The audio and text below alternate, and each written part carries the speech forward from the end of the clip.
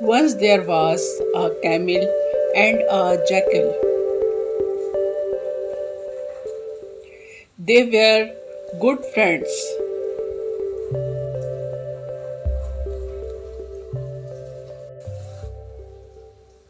One day, they decided to eat melons from a melon field.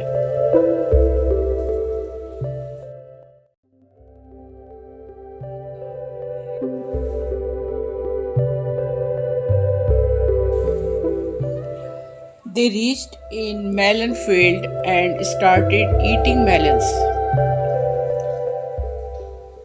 After eating melons, jackal started to roar.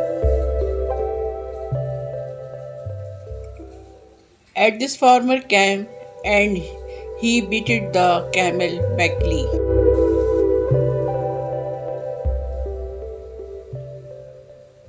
It was Jackal's fault, but he was escaped it.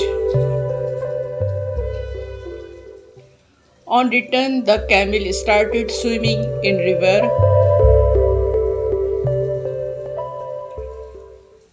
As a result, the jackal slipped off the camel back and fell into the deep water. He was drowned away.